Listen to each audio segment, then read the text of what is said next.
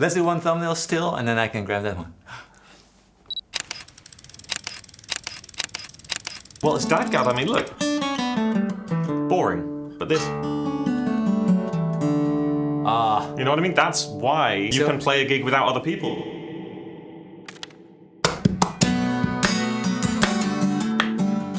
Guys, Mike Dawes. Dude, it's so nice so to good see to have you you on the channel, yeah. What I'm hearing is, it's blowing my mind. I want to learn some of your beautiful voicings. So I already noticed a few things. You are a master of getting more than one part out of the guitar. More than two, more than three. I sometimes hear 4 different layers in your playing, and I guess what you're referring to is the fact that I grew up with no friends. You know, we all been there, yeah. All guitar players, and many of you in the comments may know what that feels like if you're here to nerd out with us today. The guitar means so much to me, as it does to you. I can tell just by looking around and being in your home here.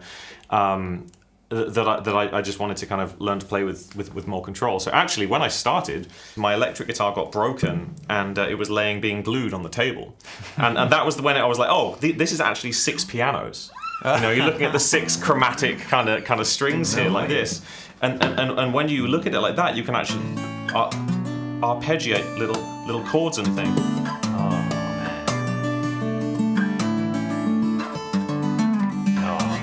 Play Celine Dion for your friends, you know. Don't play that on a boat. But that's what got me into changing the tuning to try and facilitate that, you know, to try and play chords. Because as you know, when we learn our chord shapes, we're in these little boxes, and bar chords sometimes when we learn those, it feels very fixed and rigid. Yeah, it's fixed and rigid. But I was looking for that because I didn't know what to do with this 6 piano kind of thing. Yeah. So by changing the tuning and experimenting with what the actual notes are, I was able to kind of shrink the level of stretch that I would need to reach the notes that I needed, right? It's the same as when you play in drop D and suddenly you can play rock songs with one finger. Same thing, right? Right? Just we all had that. We all had that. Let's do it. Exactly. There you go.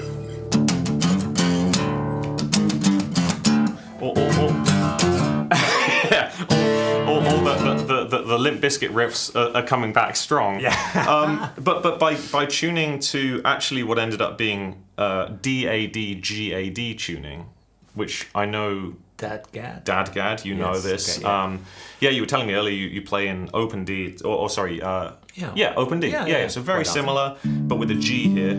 So DADGAD.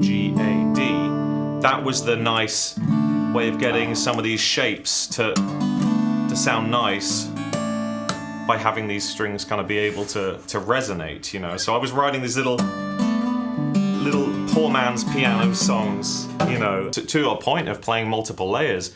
When you change the tuning of the guitar, it just, the whole universe changes, you know, to quote the late great Michael Hedges. And there's so many more possibilities to do more with less. You know, you don't need to do these huge stretches if the note you're looking for is more achievable. Right there, yeah. And there's lots of examples of that in the music that I've made and lots of cover songs over the years as well. But ultimately, ended up being able to do gigs by myself, and that's what I've been doing ever since. So do you think DADGAD is one of the most approachable tunings for playing a style like this? 100%. Yeah? That's actually why I wanted to bring it up. For you guys. So if you're interested in playing in kind of unusual tunings and maybe getting some inspiration for... wait a second. So open D, that is my, well, I have it right here. Very similar. Let's make it DADGAD and then...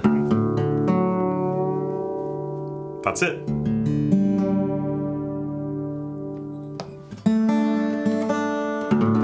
So show me 3 beautiful chord voicings I can play right now. In DADGAD, okay. Yeah. So, well, first of all, because we talked about metal, we're going to have to do the big fat metal chord, which is D5, obviously. Super easy. You make that 4, which is the G string. Now, G in the key of D is the 4th. So if we're going to raise that to the 5th by playing the 2nd fret note there, that becomes the 5th, which means we can play a big power chord, which is effectively D-A-D-A-A-D, which is 3, 4. That's it. We call it giving the beans. Giving it the beans in England. Give it the beans. So that's a very, very easy thing to do to start moving around the neck.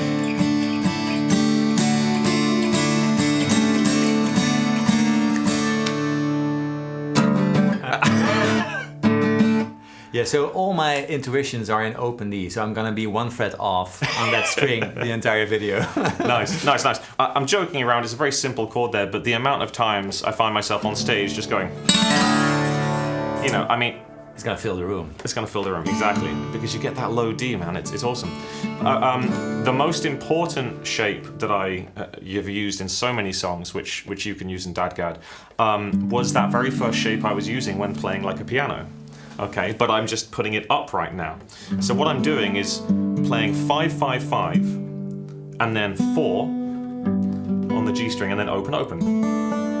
Now, remember we spoke about bar chords being restrictive. Now, the interesting thing about this is I approach this shape psychologically like a bar chord, but because the top 2 strings are open, you paint in all these different colors no matter where you are on the neck. So even though it's movable,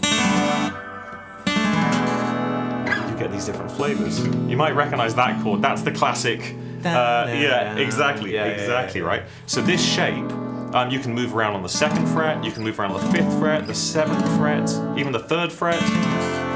Oh man, yeah. Even the 12th fret, you know, to get your D major. Wow, this is... It's tidy. Well, I do have tiny, spindly fingers, Paul, as you can see. You are a tiny man as well. I'm a tiny man. Nobody knows this, but when you meet him in real life, it's like, wow. It doesn't show. Well, we'll call this shape 2.5, because if you move this up to fret 9, for example, that's not going to sound nice. No, I would immediately do this. Like, that's it. Oh, so for the people, what have you just done there? So I made the major shape minor. Exactly, and the easy way to do that with this shape is just moving that first finger down 1 fret. Yeah. Okay. So to start, that's exactly it. There you go, the D5 at the end. Okay. Yeah. So just that alone is enough to get so many song kind of chord progressions there. You know, you could have. There's a lot of different. Yeah.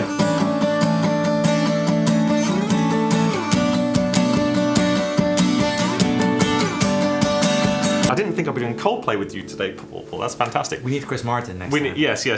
Chris Martin, yes. So that would be really, really helpful shapes that helped me get around DADGAD when I first started. So there's one more shape I really want to show you. Okay, yeah, and then I'm going to ask you a question. Okay, I'm sorry. The 4th shape. 4th shape, very similar idea. But this one. Okay, so 2, 2, 4, open. Yeah. E minor 11. Similar thing. Just try moving it around. Oh. Right. It's spicy, yeah. Yeah, it's a little spicy. Yeah. A little bit of sauce. Okay. So those are the core DADGAD shapes. And then you would probably also bar your index finger instead of doing this, or? Depends how complex the part is, because the good thing about having different fingers is you can actually, you know, you can actually, you can, yeah, exactly. That's where the drummer as well comes in. Yes, we'll get to that, I'm sure. But okay. I'm sorry, your question, man. I'm sorry. Paul makes an amazing cup of coffee, ladies and gentlemen, and it's in me and coming out of me right now. Yeah, he wasn't talking before, and now it's all. So you obviously talk about major, minor, you talk about raising the 4th, so it becomes a power chord. How much music theory do you know, and how much is helpful? So the more you learn about anything, the better. I'm definitely not one of those people that's like, oh, I don't need to learn anything. Obviously, more is more. I believe it was Yngwie J. Malmsteen who said that. However, over time of applying music theory to what it is that I'm doing, I find that just the most important thing has been interval training, and just being able to hear intervals. And the reason for that is if I'm playing in a wacky tuning, I don't know, everything's reset again. So it just makes figuring out where you are quicker. Because I'm not looking at the fretboard visually in terms of shapes in the same way that I would growing up playing standard tuning. what I'm really doing is fooling around and finding out.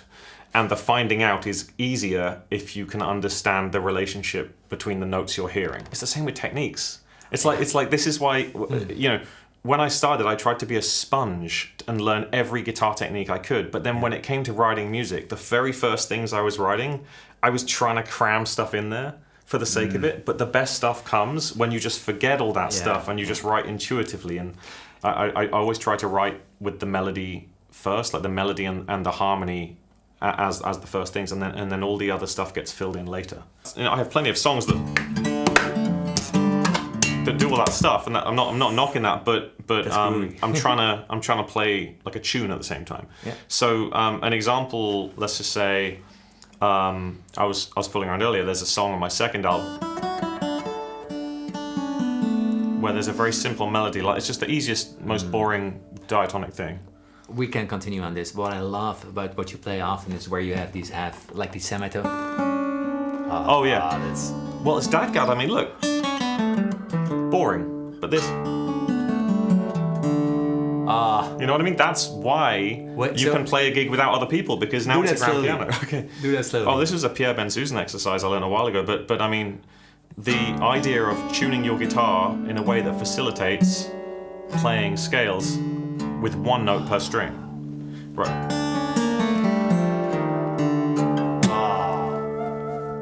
And now it's like, okay, suddenly I'm a piano with the sustain pedal held down. Yeah. Right? We can go so deep into this, I'm so excited. But yeah, that example, like literally just a boring little melody, but then you add the bass to give it its home. But then I would do something like elaborate the bass part. Or then fill out the chords after all of that. You know.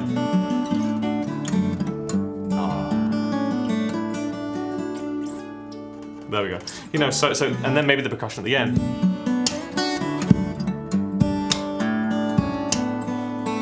But the music's still there, you know what I mean? At its foundation. Same with any cover song. It's basically like you make a production from a little sketch that you have. Yeah. And you fill out all the instruments. Exactly. Oh, here we need a little string part, we need some percussion. And the best way to learn that is to do cover songs, man. 100%. Because it restricts you to the notes that are in the song. So, you know, you have to get that string part. Yeah. You know, people are waiting for that hook. Yeah, exactly. You need it. Exactly. Like no one's gonna want Everlong without the you know, or the yeah. Well, you know, you got to get those drums in because they're there. You know, or the what is it? The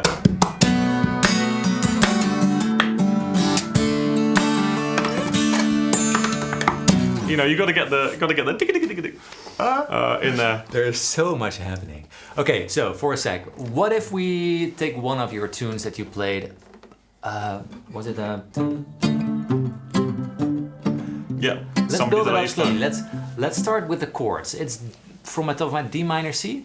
Correct. It's a 2-chord song. Well, it's a 3-chord song. It does the B flat. Yeah, it does the B flat in the. What even means flat? It's stupid. So D minor and C. I'm just trying to sound smart. I don't know what I'm doing. That's it. Yeah. Well, let's think about the different elements there, because sometimes when you're creating an arrangement, you don't want to try and learn the individual parts separately and then it will magically happen together. That's not how it works, because you need to figure out ways to play everything within only a few frets kind of range. But to transcribe it, you're right. You've got the D minor and the C major, right? Then you have the other element you have is the bass line, which is just doom doom doom doom doom doom doom. You've got a very basic drum beat which goes. Okay. You do. Yeah. So this is a basic kick drum on the guitar here. This is my signature Andreas Cuntz guitar, by the way. It's got a slight reinforcement here, so I can really beat the hell out of it if I want, you know. But it's the palm of the hand kind of hitting this kind of area here. Yeah, and then you. I try and explain it to people like if this was if the end of the sound hole and where the bottom string meets the bridge, if those were 2 points of a triangle, the third point of the triangle is like the sweet spot. Oh yeah. You know, yeah. So that's kind of where I'm trying to aim. See, it just sounds good. Yeah. It sounds good on a dreadnought as well. There you go. That's the snare drum. Yeah, but literally just a little click. So in this case, you got the thumb pick, so it's a little harder maybe. Yeah. His poor thumb. Paul texted me yesterday. I was coming over here, and he just sent me a picture of his thumb with this giant bandage. It's like a cartoon bandage as well. It bled like crazy. I was just holding it on the tap water because I wanted to flush out all the stuff. And it was horrible. Like red, so I just wound it and then pulled some tape on it. Oh man! And you fed your dinner guests some bloody lasagna. So the snare here, very very simple. But we're not talking technique just yet. It's just in terms of the sound. That's what it is, right? Yeah. Then the most important part is the melody. So we all know the melody. Bum bum bum bum ba ba ba ba bum. But in order to learn that. I want to take you through the process, if that's okay. Yeah, we'll explain it simply. But effectively, I went beat by beat through the whole song. Yeah. And that's typically how it's done. So all the hand movements are just composed beat by beat. So the first movement, what do we have? We have a bass note, because the chords are on the offbeat, aren't they? 1, 2, 3, but the bass is on the 1. Boom, boom, right? Boom. Boom, boom. So it starts with the bass. It also starts with a bass drum. Okay. So I had to kind of do this, right, to get a bass note at the same time as. There you go. Oh shit. Nailed it. Okay. Yeah. Nailed it. Okay. But at the same time, there's that first melody note. Okay. Yeah. Okay. So I'd already established that this was a nice chord shape. So I'm fretting on, this is in DADGAD tuning now, 2nd fret and 3rd fret on the top string, but that melody note is this one here. So that I now know that's a shape that works. So that first movement was that. Okay. The bass is legato, or somewhat legato, but the melody note is staccato. Okay. You mute it with that hand? Mute it with this hand. Okay. Because if you mute it with this hand, and this is, if you're not a huge nerd, skip when we break it down. I'm sure Paul will put chapter markers. But for the super nerds, if you mute with this hand, you get like a little zzz. Of course, yeah. But if you mute with this hand, there's more control, yeah. Super clean. So, well, hopefully not with a nail. Like that, okay? Yeah. Then the next beat would be picking the chord and doing that little snare, which is staccato, right? So, right? Like that, and the whole song went like that, and I remember I got to here, but then I realized I couldn't get the bass note I wanted because I needed to be down here for the following shape. So if you listen to the bass line, what's the next note? C. Right? Yeah. C. But I needed a C that would allow me to get back to this end of the neck. So instead I change the tuning. So now, right? So that allows you time, because you've got 2 harmonics, time to move to then get back to the next chord. So this is how songs that maybe start in a tuning like DADGAD can even evolve and change. Yeah. So then the song ends up being C-A-D, G-A-D, right? And it's all because of those kind of creative decisions. Yeah, so you find the limitation that you want to work around with the tuning. DAD, GAD it's an open tuning, and that's different from an altered tuning. An altered tuning, you may have heard this expression, something like standard tuning would be considered an altered tuning, meaning the open strings by themselves don't particularly sound nice. I always say an open tuning, right? An open tuning sounds good if you throw your guitar down the stairs, right? And if it's reinforced. Exactly. So is this standard tuning? So this one, DADGAD. That's DADGAD. Yeah. So it sounds quite nice by itself, and that's because the chord is actually a D sus4 chord. Okay? D sus4 chord. That's how we made it a D power chord earlier, right? Yeah. Now, because it's a sus4 chord, it doesn't have a major third or a minor third. So when you're talking about color, it's neither happy nor sad. It's kind of just present. It's just there. It's pick whichever you want for exactly the song. And in this particular song, we're choosing for. Exactly. So on the D string, we play fret 3, and that gives us the minor. Yeah. Because again, you remember the one that we raised to the 5th there, so that's a D minor shape. Yeah. We raise that 5th like we did before, but if we do fret 3 on any of the D strings. Oh yeah.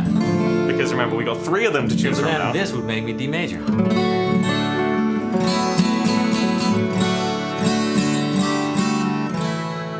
And now play. Or we should play that song in D major. Is that in D? Yeah. That's C, the original. C, yeah. So I changed the key because. Sorry. It's a jump, but in D.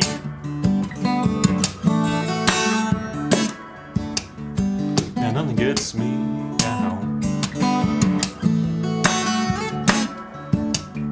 Perfect in DADGAD if it's in D, right? Amazing.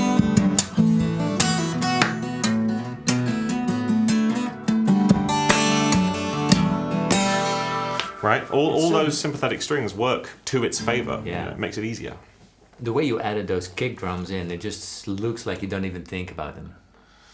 Yeah, it's Like I guess after a while, probably. But yeah, exactly. I suppose you could think of it like any technique, or like yeah, you don't really think about the vibrato. You just do it, you know.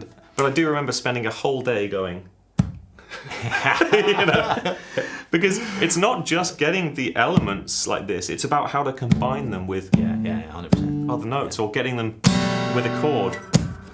Yeah. You know, can you get a kick drum with a chord to sound clean?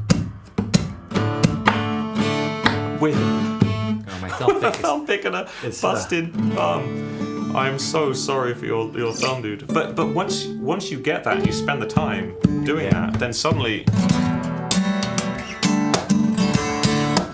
you know, you can kind of self-accompany in a way that's more band-like. But talking about got that somebody that I used to know thing. Yeah. There's a really good example in that song of building those layers in a way where you're not just playing the different parts, but you're actually giving those different parts their own character. And that's demonstrated in the interlude of the song, where, and I've demonstrated this before on stage, but just to talk about it a bit, the bass line I'm trying to play with the attack of a bass player. You know, I'm just trying to play it like a bass player would. I'm not picking it with a fingernail. It's just got a warm attack. Exactly, more meat. So that means that if I keep my bass part played like that, people can hear that and follow that as its own instrument. Just like if the chords are kind of hammered like this, then they have their own identity as well. You know, that they're not picked the same. The percussion.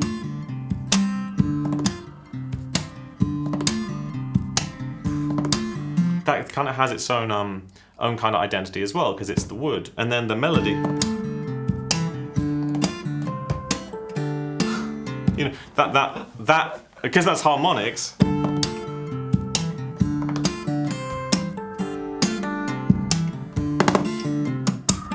The harmonics have their own voice as well, because it's a different kind of sound. Absolutely, so you've got harmonics hammered on chords. Oh, I think actually I played that wrong. Yeah, it's easier to do it as octaves on that. We forgive you. You've got hammer-ons, bass notes that are picked, harmonics that are in their own space, and the wood for the drums. Yeah. So when you're listening to it, it sounds like multiple There's people. 4 separate elements going on. And I always try to do that. I mean, with harmonics, you can attack them in so many different ways. I mean, this has a different tone to this, which has a different tone to this, you know, which has a different tone to this. You know, like, they all have a different front end depending on the technique used. So it's almost like saying different words, you know, tango or fango or tango or whatever the word is. It's really interesting. I learned this fact a long time ago. I never tested it, but I think it's true. Like if you take the first few milliseconds, probably like 50 milliseconds of any instrument, if you take it out, almost all instruments sound pretty much the same. That's so funny. The character is in the front end. Yeah. It's the attack. It's where the timbre. Yeah, that's so interesting. I'd love to experiment with that. There's all these kind of different techniques. That's a fun section. I have this song called Cloud Catcher, where I do a section where it's kind of supposed to be looping, but without using a looper. So it's like this kind of thing where there's a little kind of muted bass note and then a hammer.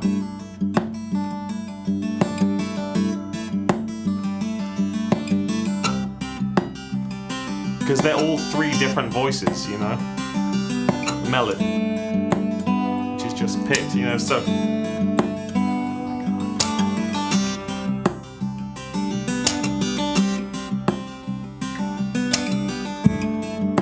Are those kick? Yeah.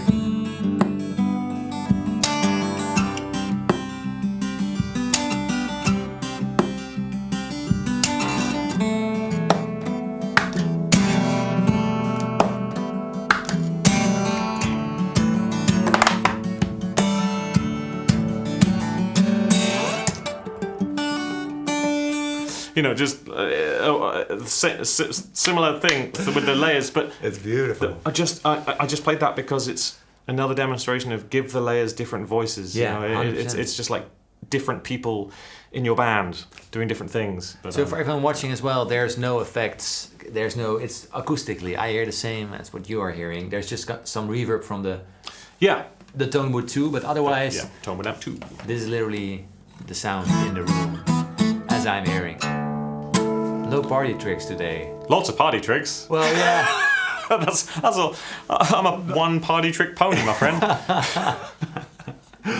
So if you want to see this one trick pony, yeah, absolutely. Well, yeah. Mike, it's been amazing having you around. So much fun, dude.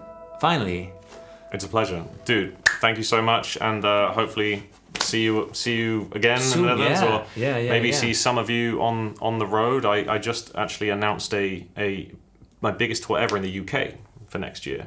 Ooh. Yeah, big rooms. So UK and then US and Germany are the ones coming up. And if you happen to be in the area, sure, it's all MikeDawes.com. Yeah, or MikeDawesNeedsTicketSales.org.